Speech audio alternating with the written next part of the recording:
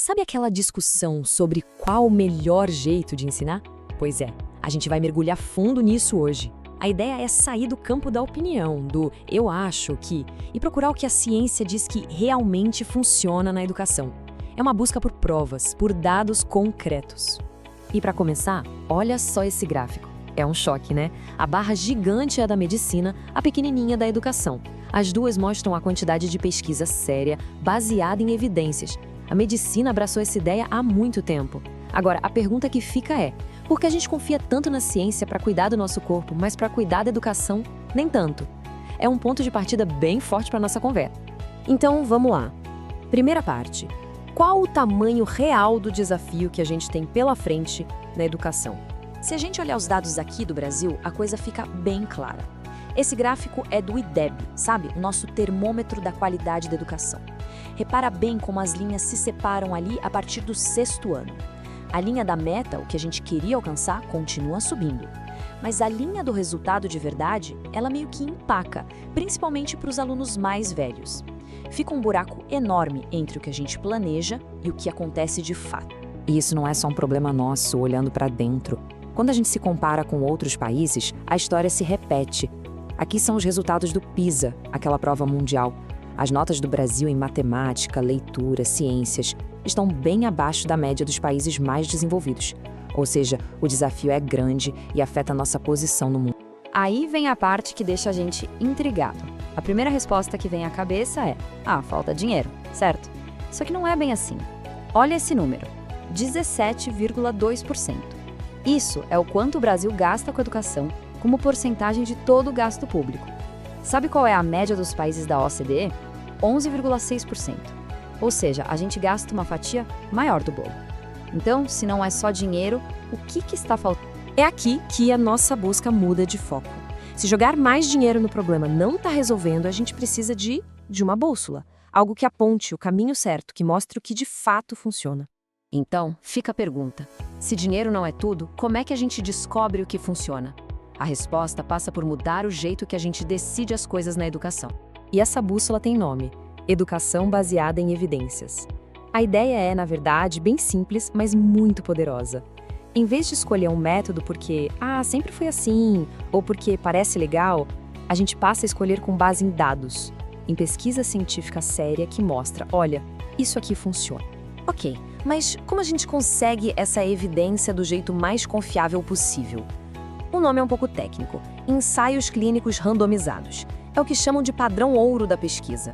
É o método que consegue isolar o efeito de uma coisa só, tirando todo o resto da equação. Parece complicado, mas a lógica é bem direta. Olha só. Primeiro, você pega um monte de gente e divide em 2 grupos, na sorte. Segundo, você aplica o método novo em um grupo só. O outro grupo continua com o método antigo, normal. E terceiro, no final, você compara os resultados. A diferença entre eles é o efeito real, puro, daquela nova estratégia. Certo, agora a gente já tem a bússola para achar a direção certa. O que falta? Um mapa. Um mapa que não só mostre os caminhos, mas que diga qual caminho é mais rápido, qual é mais eficiente, usando uma medida que sirva para todo mundo. E a ferramenta para desenhar esse mapa se chama meta-análise. Pensa assim, em vez de olhar para uma pesquisa só, a meta-análise pega dezenas, às vezes centenas de estudos sobre o mesmo assunto e junta tudo. É como montar um quebra-cabeça gigante usando peças de várias caixas. A imagem final fica muito mais nítida, muito mais confiável. E o resultado disso tudo é uma medida universal chamada tamanho do efeito.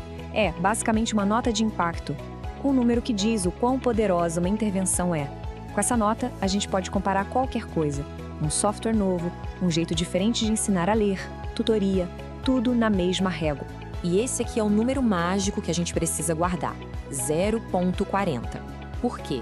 Porque um tamanho de efeito de 0,40 é o que se espera que um aluno aprenda em um ano normal de aula. Então, qualquer coisa que tenha um impacto acima de 0,40, isso está acelerando o aprendizado, é como dar um turbo nos estudos. Beleza, já temos a bússola, já temos o mapa, então vamos ao que interessa. O que a gente encontra? Quais são os tesouros que essa busca por evidências já revelou? Olha só uma que tem um impacto enorme: tutoria entre pares. É basicamente um aluno ajudando o outro. Parece simples, né? Mas quando a gente mede isso com rigor científico, os resultados são, uau, impressionantes. E o mais legal é que não é só a nota que melhora. Os estudos mostram que a autoestima vai lá para cima, a motivação aumenta e o mais incrível de tudo, isso vale para os dois lados. Tanto para quem está recebendo ajuda, quanto para quem está ensinando. Quem ensina aprende de novo, reforça o que sabe e ainda ganha mais confiança. Agora, um exemplo de como as evidências quebram nossas expectativas. Dever de casa. Todo mundo tem uma opinião, né?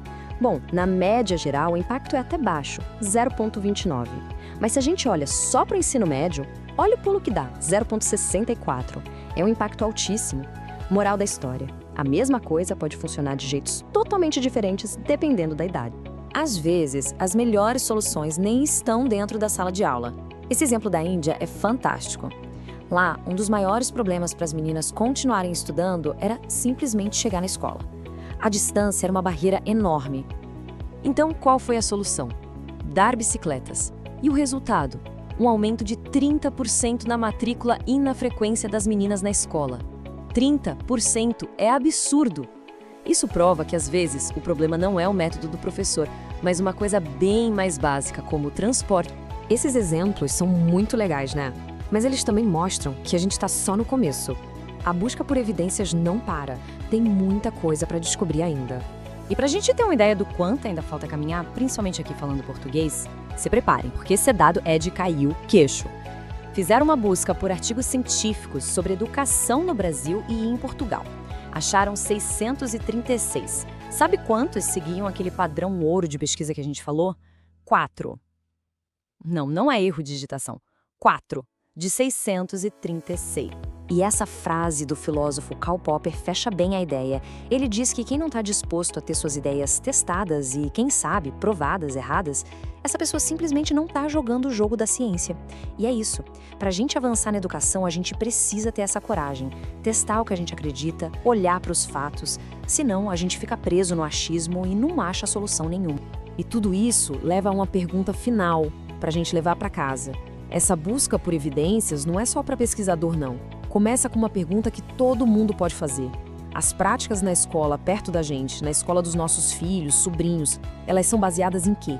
Na tradição? No sempre foi assim? Ou em provas de que aquilo realmente funciona?